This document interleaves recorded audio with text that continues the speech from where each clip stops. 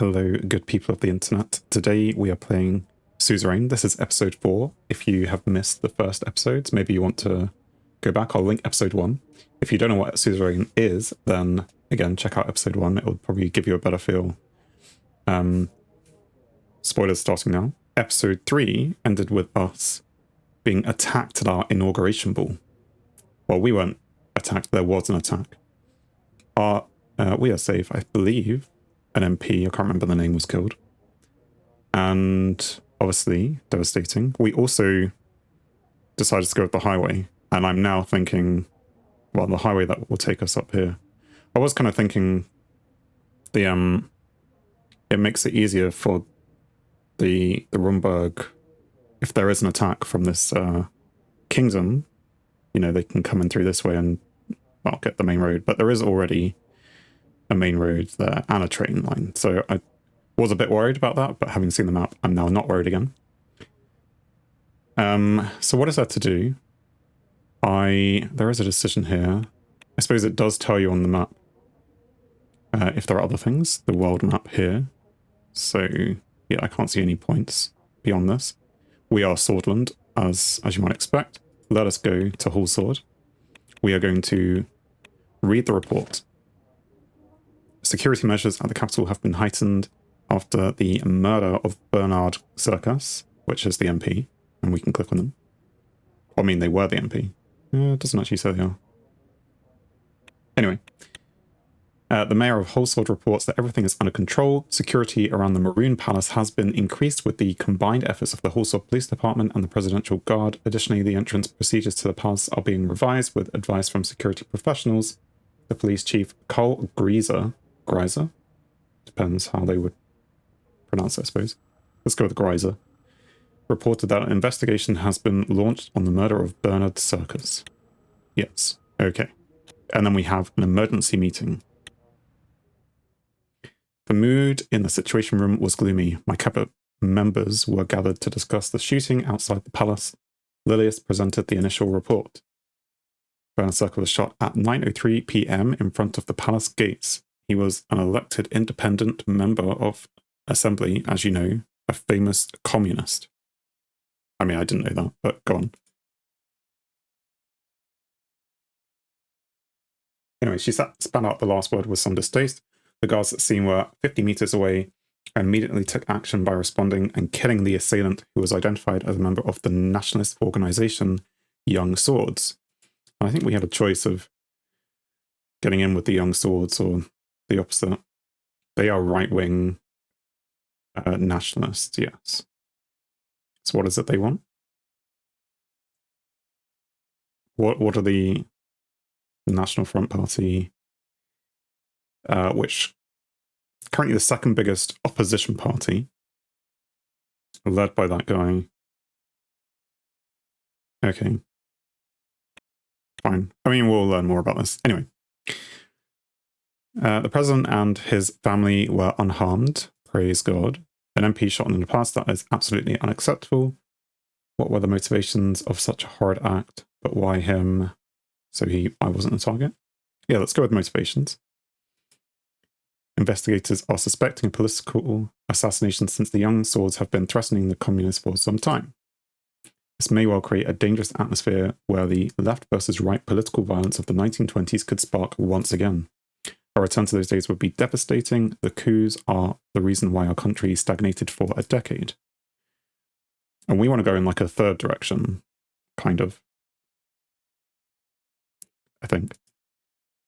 The Red Youth has condemned the killing. Oh, this is my Minister of Justice. But didn't stop there. They promised revenge. This will in turn spark further aggression from the Young Swords. The whole cycle started because Bernard Circus expressed his views. We can't simply look away. Nia had always been one of the only members of the Justice Ministry truly deserving of the name. She had survived countless attacks on her character while fighting corruption within the ministry, and rising to power had only compounded her sense of moral duty. Freedom of expression is part of our constitution. We can't have anyone, let alone an MP, shot for voicing different opinions. Agree. Yes, so I could fully agree. We should protect freedom of speech. The millennialist ideology that the Red Youth promotes poses threats to our country too, we should be cautious. And the nationalist young swords have overstepped, and they must face consequences for such an extreme action. So freedom of speech is important. I mean, this is, it's like neither of them are right. You shouldn't be saying, well, you can't say things. And then let people say really, really dangerous things which are incorrect. Or you should, educate people that the things they're saying are not correct for reasons X, Y, and Z. But yes, you can't also choose violence. We should protect freedom of speech, I guess. Our laws do, and for good reason. Silencing voices only results in fear and stagnation inside society. We had that before and know very well how it was.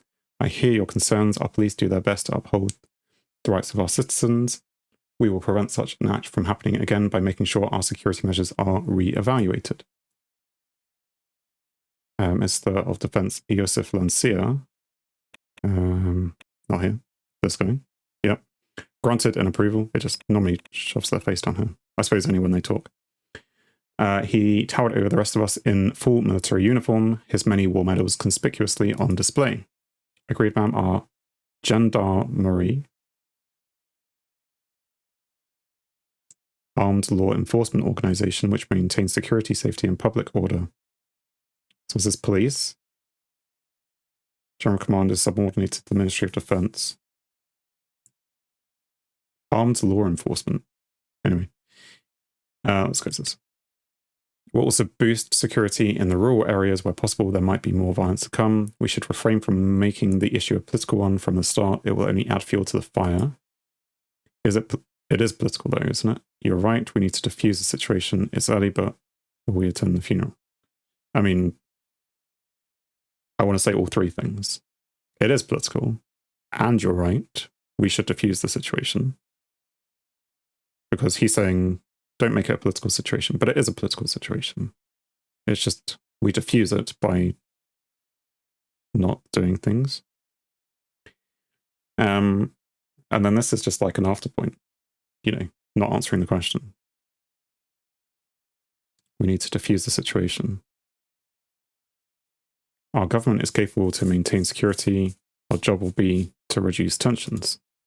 Several police cars rushed past the Marine Palace and everyone went silent. Regardless, a full investigation into all involved parties is underway. We will find these subversives, and punish them soon enough, Mr. President. That would be me. I'll do my best to help coordinate the administrative tasks. Justice will be served and the rule of law will return to the country stronger than ever.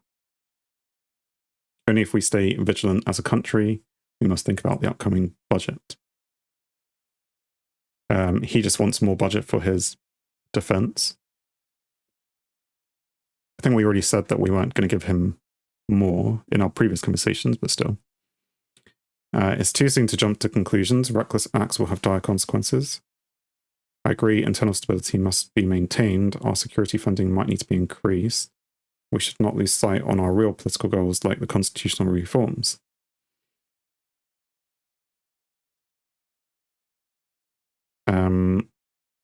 So we say too soon to jump to conclusions. He's like, we should change the budget. So we should say that. Our real goals are that. But I want to say it in this way. We should not lose sight of our real political goals rather than this thing. Agreed. These matters shouldn't distract us from what people want us to do. Lucian took some notes after checking the latest newspapers and reports.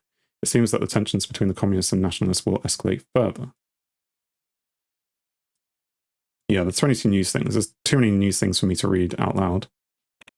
Maybe I can read the headlines.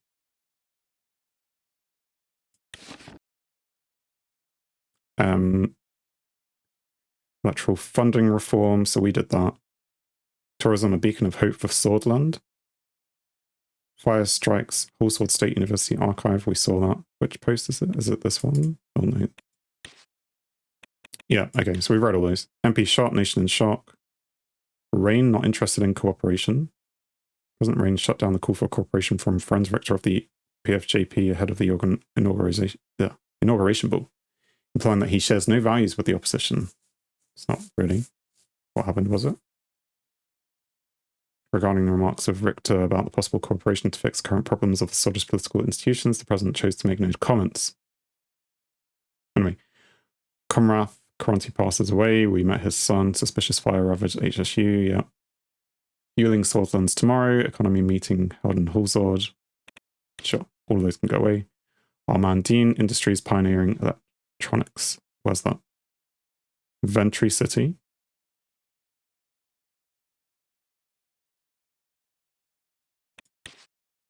Gassam hires freeze amid economic strains. So Gassam is the nation's largest corporation, which is the gas thing. Yeah. Anyway, freezing temperatures recorded. So we're going to have a problem because of the energy thing, and maybe minus 29. It's quite cold. Swedish National League starts season. Support in Assembly grows for campaign finance bill. New Assembly begins duty. Sure. The radical USP hijacks elections. A new law that further expands on the unfairness of our election system has been approved by the Grand National Assembly and was signed into law by President Rain. Changes the rules of eligibility of the public funds so that they're reserved. Glamorous inauguration ball. Hallsword elite gathers. Demand that these traditions of wasteful nature will become a thing of the past once the president settles in. Nationalist violence. A man in his 20s has been beaten with baseball bats in a paramilitary style attack in Avery. The Isam incident. Well, we could read that, but bloody protest. Oh, were we part of that? Because we were at the university. Another USP president. So these people don't like the USP, which we're a part of. I mean, we're changing the USP as well. Dispute between Gownland and what's that? Valksland intensifies. Is that a country? To other CSP. Oh, United Contenton. Anyway, so this is geopolitics, like the whole world. Regional trade. Question about what will be the regional international trade policy due to the strategic geopolitical location of Swordland. Historically, Agnolia and Valen have been natural trading partners. Depending on the direction of the Rain administration, we think it's likely that the new trade deal will be brokered with at least one of these partners in the near term. Regardless of which trading partners the administration decides to go with, one thing is for sure, regional trade will boost the ailing economy. Brazil lays claim to offshore gas fields. Prices fluctuate in Macopa, which is the name of the continent I learned. Rumberg coming south. Our foreign policy analysts who are reviewing the recent aggressive military and diplomatic developments of Rumberg have come to the conclusion that it's highly likely that Rumberg will keep trying to push further south, threatening the territories of Swordland, Valen, and possibly Agnolia. The annexation of Dome many decades ago was just the beginning. Rumberg seems to be on a quest to secure strategic resources in East Macopa. Okay, so we got through the news. We'll maybe try and just read the headlines, or things that interest us. Anyway, because he was looking at that. I was expecting to see something there which was exactly like that, but still.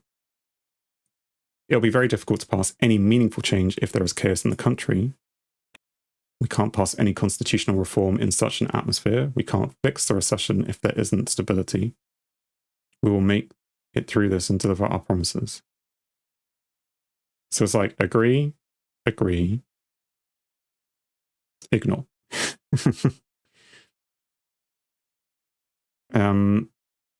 Yeah, I mean, I want stability, but right now there isn't too much instability, right?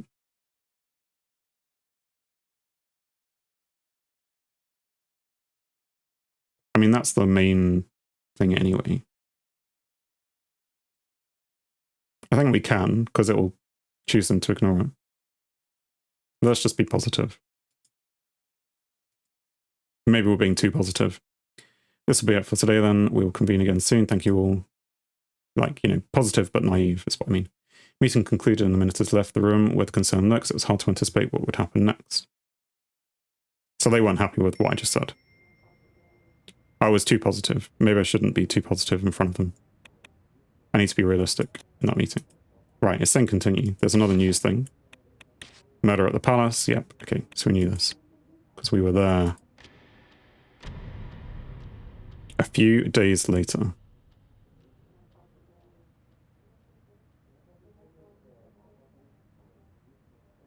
So are we still in, like, the first act, presumably? Because I think there are different acts in the game. Anyways, there's now lots more text. Maybe if you don't read them and you hit continue, then things will run out. Let us take a look at some of the reports. Communist Party leader suspected of bomb attack at 11:48 a.m. An unattended bag in front of NFP office in Vaughan was destroyed by police on suspicion of a bomb threat, which were then verified upon further investigation. The Communist Party leader of Vaughan has been arrested. Weapons seized in cultural centre. Local police forces report that a wardrobe full of heavy military equipment has been seized in a Young Swords cultural centre in Yen or Jen? Let's go with Yen. Regulars of the place denied having any knowledge about the weapons. The owners of the building have been detained along with 13 other people. Police captured the 22 rifles and 2 machine guns. The equipment belonged to the Swordish Armed Forces, dated 1929, but kept in very good condition. I'm seeing a pattern already, and I've only read 2 things. So we said there wouldn't be a problem, but there's clearly a problem. Illegal firearms found in the Communist Party office. Our building has closed. 22 members of the Communist Party of Scotland have been detained. Illegal KA-74s, not AK-47s. Anyway. Cache of Rumberg-made weapons, including 47 of those. 12 of those, 27 of those have been found in the basement of an abandoned house in Suzerain. I don't know, too many weird names. Investigations ongoing. Young Swords wing leader dead after terror attack. Youth wing leader in Suzerain, Iak Toiren, has claimed responsibility for the organized attack in the Bludish market that results in the death of 7. His base operations have been raided and he was found dead inside with 2 bullet wounds to the back of the head. The scene was organized to make it look like a suicide. We're not able to get information about the location of other ringleaders connected to the terrorist attack. Police understaffed. Reported that it's currently too understaffed to deal with the ongoing political violence due to the small size of the police force. In the city, they have been working non-stop, and the number of officers were sent to the hospital as a result of severe fatigue. Minister of the Interior Lilias Graf has been working with head of police Carl Griesner. We'll come back to that. We're going through the police issues. So clearly we're going to have to use some budget here to make the police a bit better. Or we just wait again. We've been receiving reports of a lack of equipment. Staff from police forces in Estord, with escalating violence in the city. The officers have been working 12-hour shifts to suppress protests to no avail. Commissioner of Estord has requested reinforcements. I mean, if it's been ongoing for a couple of days, I feel like I would have spoken up before now. We're going to have a meeting about this, aren't we? Anyway, let's hear about the dam.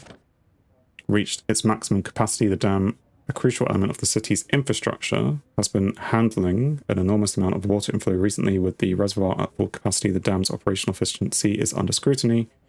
Maintenance checks are being conducted to ensure the dam's safety. Only slightly worrying. Right, what's in the news? Politician shot dead. Well, we knew about that. Unity despite differences.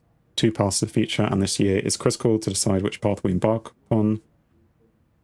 Amid the recession, the lack of stability and security caused by the death of that guy is unacceptable. We reality, we need more jobs and a safe atmosphere if our country is supposed to grow and prosper, but how will we increase our employment and open new factories if there is blood flowing down the streets? Swordsland will never reach its goals as an advanced society if we descend in a downward spiral of a splintering of our nation's peace and prosperity now and forever. The only way out of recession is bailing out businesses. Swordsland's economy has been displaying a downward trend over the past 2 years. If we want to prevent our country from declaring bankruptcy, we need a way out of this recession, and now, yes. Helping hand from the government is required to control the situation. No other way, apart from bailing out businesses, to truly provide relief to the economy. Well, that will just make us poorer. Murder was a method of the past. They're just going on about the death of this guy. Yeah, murder shouldn't happen. A farewell to the guy. Valsland labour unions drive further decentralised economic growth, empower workers. Building upon the foundations of their socialism inspired by his revolutionary ideas, labour unions are spearheading the next phase of decentralised economic growth and worker empowerment in that place unique form of socialism. Emphasising a federal economic organisation of society continues to reshape the nation's political and economic landscape. A successful example in practice has demonstrated the potential of democratic decentralised management structures. This model has led to a remarkable 17% increase. Okay. Caucasian PMC descends on Marrowbone amid resource extraction controversy.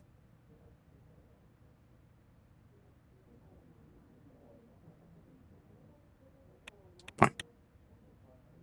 And of course. So there's another report here, which we will read in a second.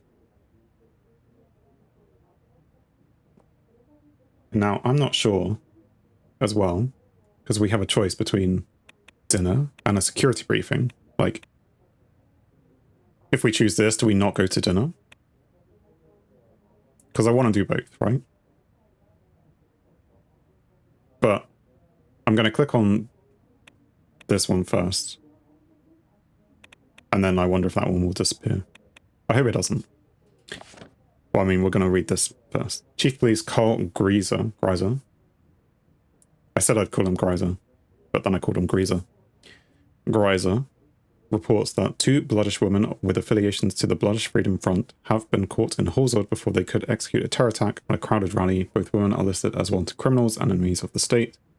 The arrested women have admitted their intentions to attack the NFP's rally at Seoul Square when Kasaru Kibana gave his speech but rejected any connections to the BFF. Both claim they were acting alone. Investigations continue. And in the regional world, there is one thing. 2 things. So Valen.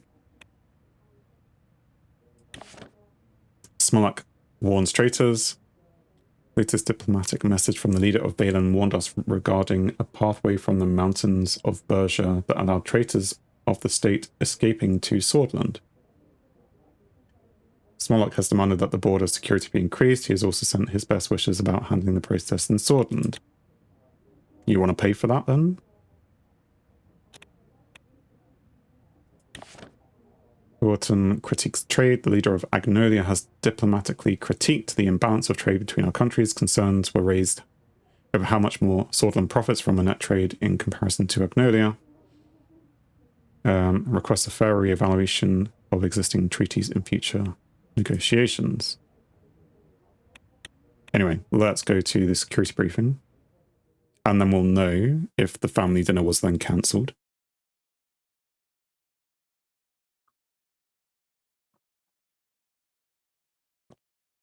I arrived at the front doors leading to the Situation Room.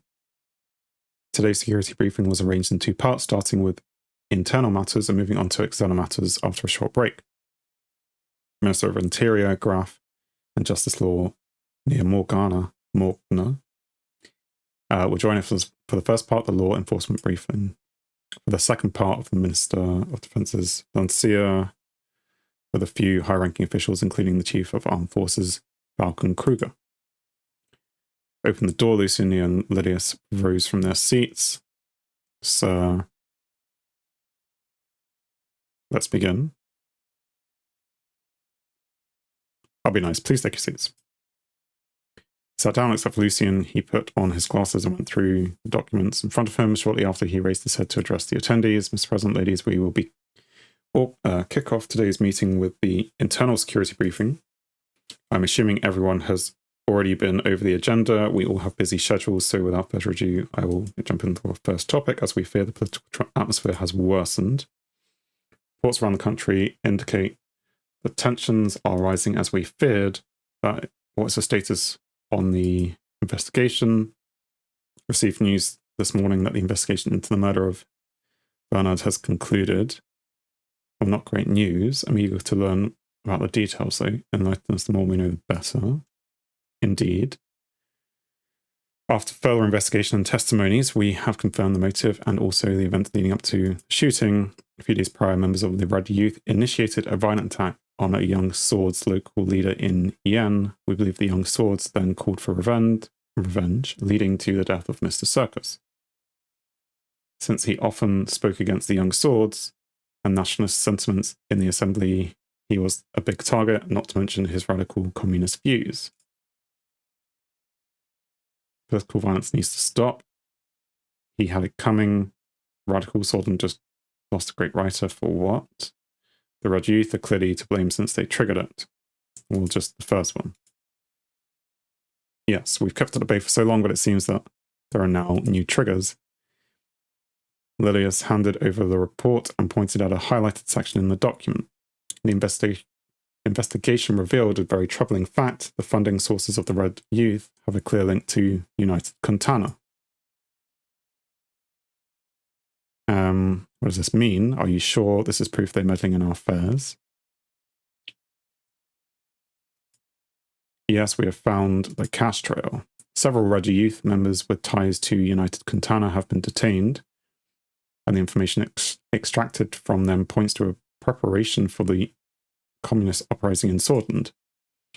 It isn't unusual for the superpowers to influence other nations, but I think this case is a little far-fetched. The left lacks popular support in Swordland.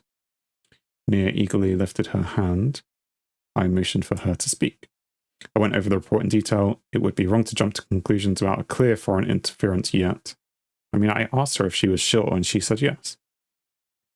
United Kuntana has humanitarian and cultural ties with many countries, including Swordland. So we can either trust Lilius, and that they're clearly trying to expand its influence, Kuntana, or we can say that we don't jump to conclusions immediately. We shouldn't create a crisis with them. Would it create a crisis with them? I mean, I don't want to create a crisis with them.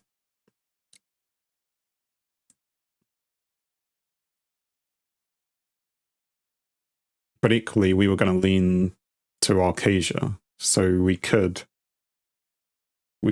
do things like this. But then, I don't know what will happen. It's a question of doing something or not doing something.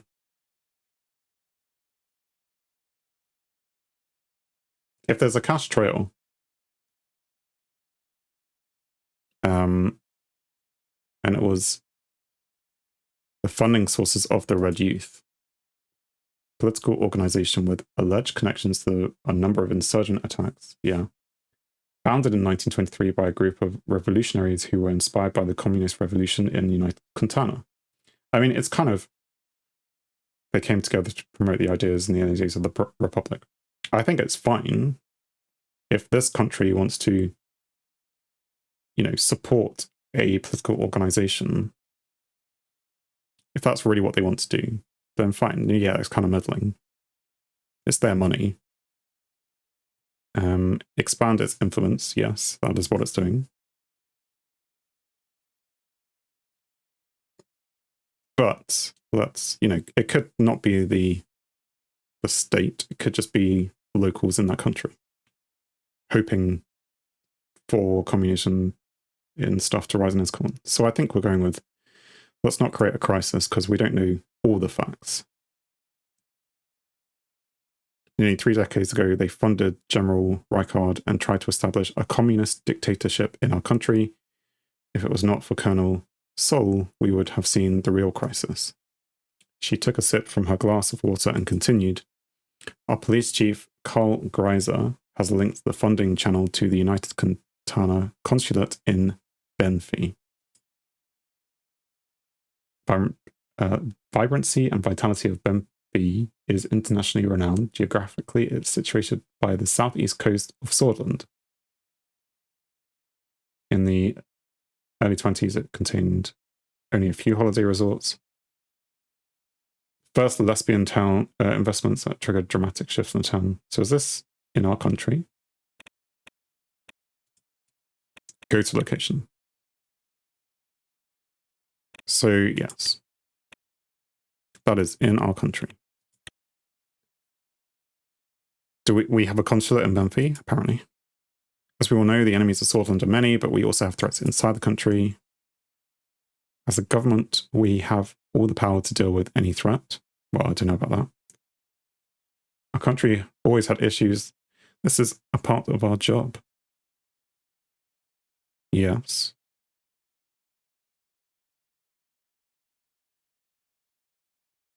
I'm not quite sure I understand what we should be saying here.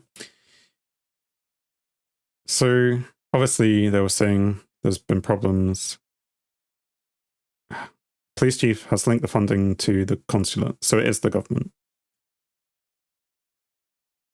We can just say we need to remain vigilant, which is not really doing anything.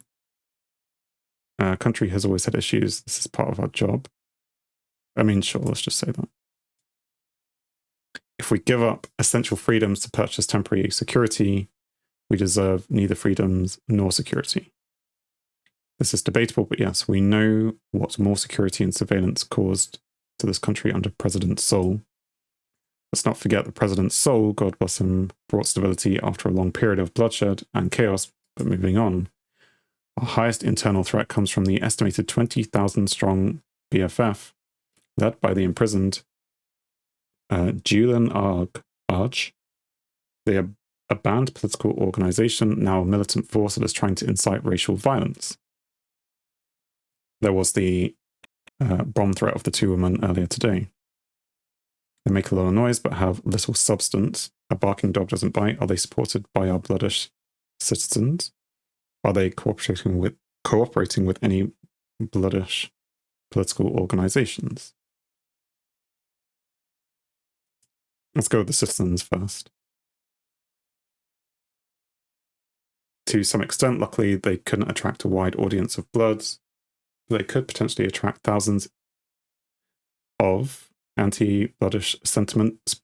Oh, attract thousands if anti-bloodish sentiment spreads in Swordsland again.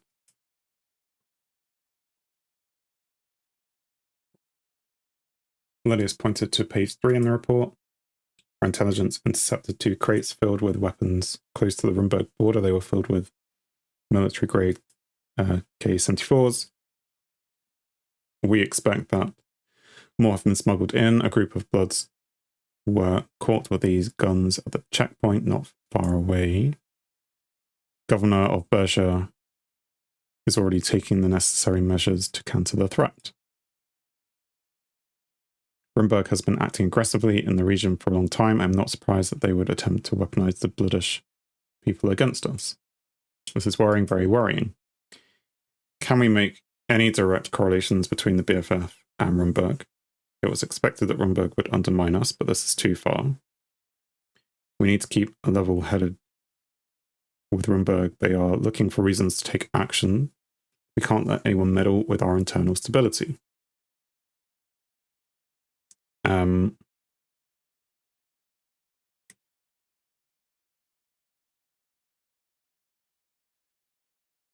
So yes, do we want to ask if the BFF and Rumberg are linked? Or we can tell Rumberg what we think of them, but that would be... We don't want to... They will, come and roll us over if we engage them in, saber-rattling stuff. Can't let anyone meddle with our internal stability. I mean, that would be good.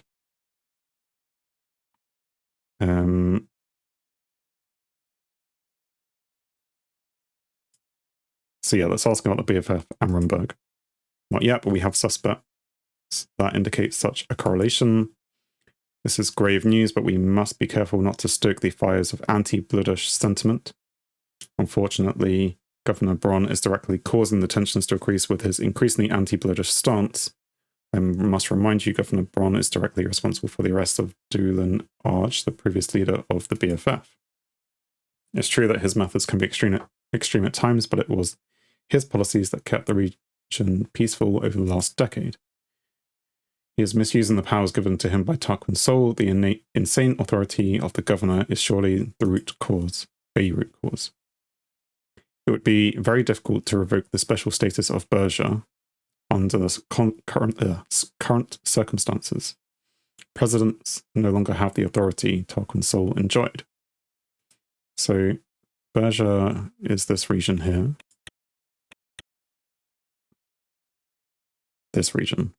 So yeah, Valen people are crossing the border into Berger. I mean, there's... Oh, did we read? Well, we'll have to read that in a second. Because we're halfway through this conversation. Anyway, so there's a special thing going on.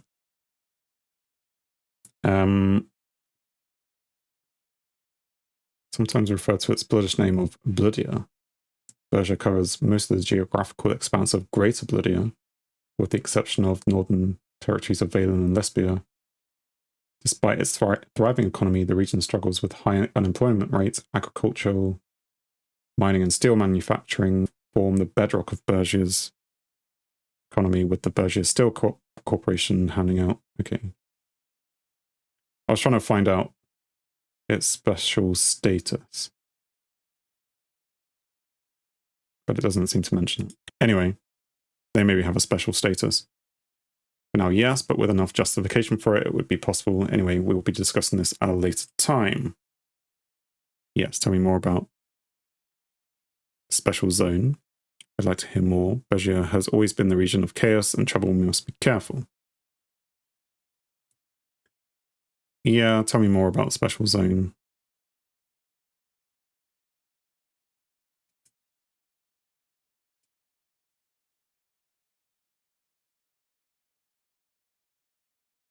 So, given special status by Tarquin Sol after a full-scale uprising by the BFF in 35, those couple of years were disastrous for Berger. Doolan Arge and the BFF declared war on us, openly attacked our people and occupied entire cities. Massive uprising, but I like to point out the longest time they were in control of a city was 2 weeks. I wouldn't call that an occupation.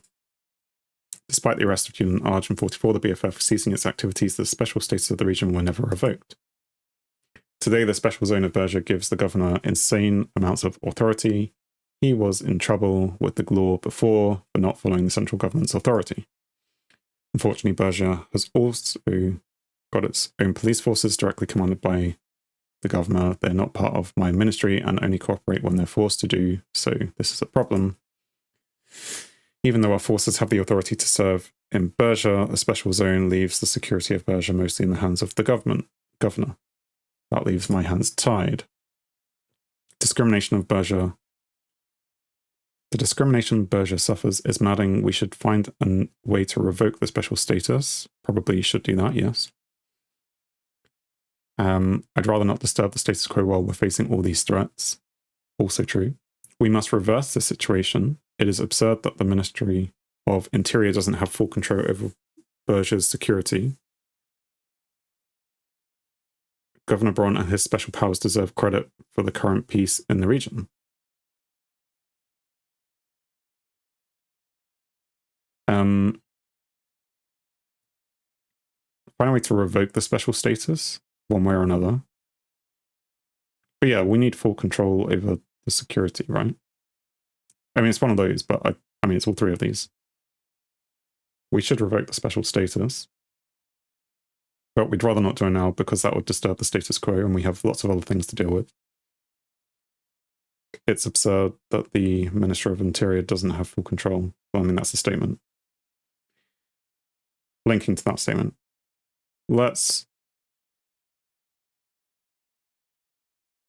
There shouldn't be discrimination. That's the main point. she will do her best. What is the second most important threat? Gang violence that is threatening the Nargis and Agenland regions. Two prominent organized crime families are at war, and the potential for bloodshed is real. Which two crime families? Why can't we arrest them? I don't think mere gangs can pose threats to us. Well, let's start with this, then we'll move on to this, right? One is known as Coronelli, the other is known as Skinner Cartel. They used to be allies until a recent disagreement. Both are active in the cities of Narble and Astord. They're playing with fire. I want them gone for good. Lydius, I trust you can handle this. They're insignificant, not worth our attention. But I want to know what, like, I mean, she said, do I trust her? I don't know. Let's ask. I'm doing my best, yes. Okay. Well, what more then? I shall be honest with you. With our current capabilities, we may not be able to prevent the further arming of separatists while maintaining order in Berger, Nargis, and Agenland. If the law enforcement budget isn't increased, I can't be fully responsible for what happens. Our police units are spread thin as is. In light of this information, I might increase the law enforcement budget. You will do your job, whatever happens. Don't come to me with excuses. Now, obviously, we don't have infinite budget. We only have a budget of 6. However, given that, and I know budget is going to be one of the main things in this game, there being crime families, we obviously don't want organized crime. That's one bad thing. We have the situation in Berger where we are not even in control. That needs to change. That will create, more problems. That's 2 points. And the third point being the current uprising, which, and political instability and all that sort of things, whether it's funded by A or B, Quintana or whatever. I think you have to see that there's multiple problems here that need fixing. So we will say I might increase. So yes, we will rid our country from separatists and violent thugs if you do so. I wish you would stop using the word thugs. The real problem isn't corruption, which is fueling the gang violence, and it's very likely the reason why these weapons were smuggled in. A higher budget could help us end that. Corruption. Higher budget for what though? Corruption is the root of all evil, after all. Your ministry must tackle the issue with persistence. These threats seem more direct than a few bribes. Yeah, well, let's just agree that corruption is bad. So am I going to have to choose now between justice and police force? Why can't I choose both?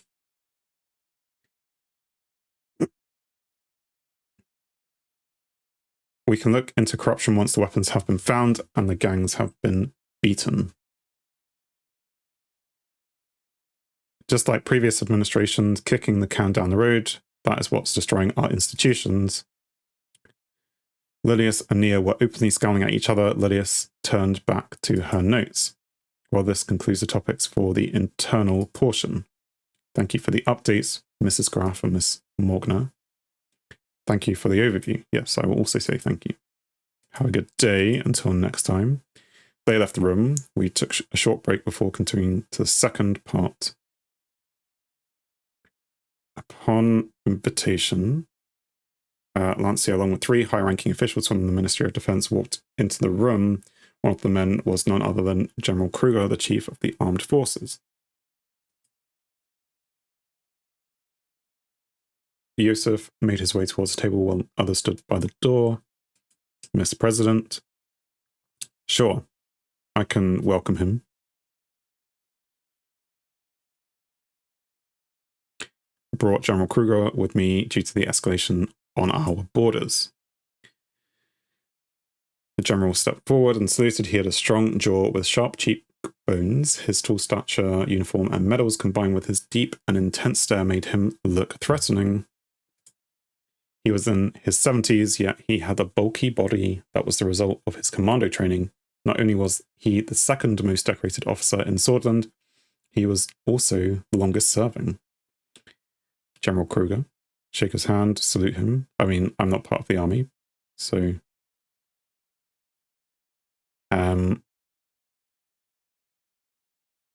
what is he doing? Is he just stood there? Deep and intense stare. I'll just say his name then. Mr. President, it is an honor. Well, that's nice of him to say. Yusuf tapped his foot impatiently. He seemed uneasy with the presence of another high-ranking officer in the room. Deal with it. Gentlemen, thanks for coming. Let's begin. Took their seats. The situation at the western and northern borders towards Rumberg is very tense. We're observing deployments of divisions closer to our border. Rumberg has been acting increasingly expansionist in the past decades and also interfered in Agnolia, but now they have turned their sights on us. I trust the capabilities of our armed forces to handle any threats. This concerns me very much. What is your current strategy? Patrolling close to the borders with our border force and keeping army reserve divisions near. It seems like they want to increase the pressure both externally and internally. Mr. President, if I may, please, General. Picture is becoming clearer. The latest information from the interior about the weapons caches, and now there is an active military build-up close to our borders. The entire situation was analysed by General Staff, and our prediction is a future territorial incursion by Rumberg. I have complete trust in the General Staff. The threat is exaggerated. Let them come. We will give them hell. I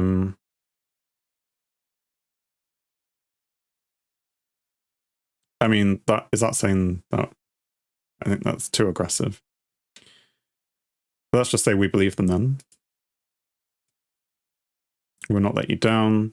General Staff is composed of the smartest military individuals. I require an increase in the military budget to enlist more soldiers. Only then we can stand strong against our enemies. The enlarged armed forces will hold them at bay.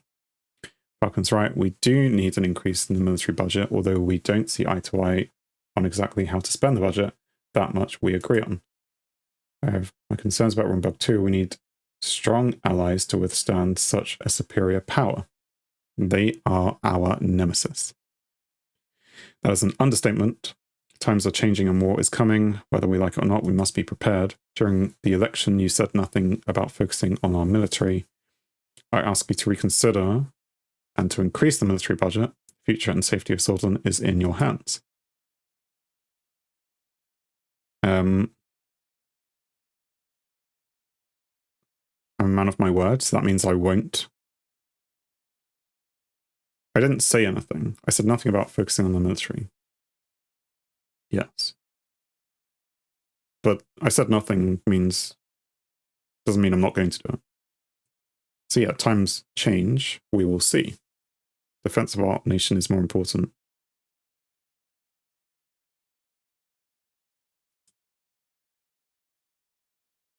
A smile brought a glimmer of hope on Yusuf's face. Our forces would crumble under a decrease. Would crumble under a decrease? Okay, Rumberg would be much more compelled to exploit our weakness. Yes, well, we're not going to decrease it. Our country hasn't fallen to any invading force for 200 years. You cannot let it happen. We should find regional allies like Valksland or Lesbia to deter Rumberg. There are several options on the table. Rumberg wouldn't attack any nation allied with a superpower. Swordland must stand on its own 2 feet and be able to defend itself. These options should be... Yeah. Well, yeah, the options should be considered. Whether it's a regional ally or a superpower. Well, let's mention superpower, shall we? One shudders at the sacrifices they would require us to make. Maybe. What is the difference between losing your independence to one or the other? Everyone fell silent when a soldier entered the room and let Yusuf Lancia know that a call had come through from the ministry. He leaves the room. A few minutes later, he entered the room again. His expression had changed. There's been a Rumburgian military activity close to the Nabil border. I just spoke with the local commander. We should go to the ministry and get further updates from our branches. Understood, raising military readiness is the first call of action. If there's truly an extraordinary attempt, we will relay it to you immediately and wait for further orders, Mr. President. Make sure they know we are observant and ready. Go and show them the might of the Swedish armed forces. Your service is appreciated, gentlemen. Remain calm. Make sure not to escalate things further. Nobody wants a war. So we're not going to say go and show them the might.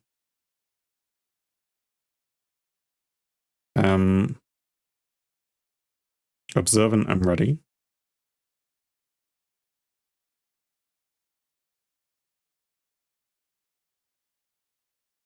Because that may deter them from doing anything. We want to deter them from doing things.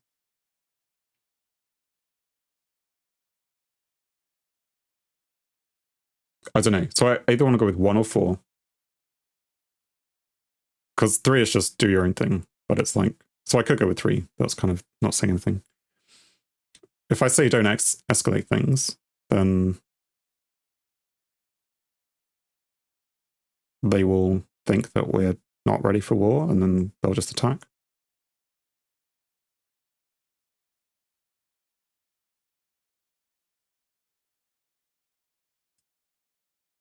Sure, we've said it now. Make sure that they know. Always watching, always ready is our motto, sir. Hail Swordland.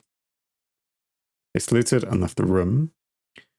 It's already testing us, and the reports from the interior indicate interference inside our borders, communists, nationalists, British rebels, Rumburg expansionism. What was next? Swordland had always been a key piece in the chessboard of the global rivalry between Acacia and United Quintana, but in the recent years, there was no such aggression from Rumburg, not at these levels at least. All it takes is one tiny spark to start the flames of war. The phone rang. Rumburg had decided to close their consulate in Lockhaven. So war is coming. And if we go back to our national map, then there's a whole bunch of other things which we need to do. So yeah, we still have the option for dinner, so we'll go do that soon. But I think we will put a cut in here. I'll do another episode of this, so do look out for that. Please do leave a like, because if no one is enjoying these, then I probably won't continue. But hopefully you are enjoying them, and you are liking it. If you want to see more or similar things on the channel, then please subscribe, because it really does help out. But otherwise, I want to thank you very much for watching, and I hope you have a great day wherever it is you are. Thanks.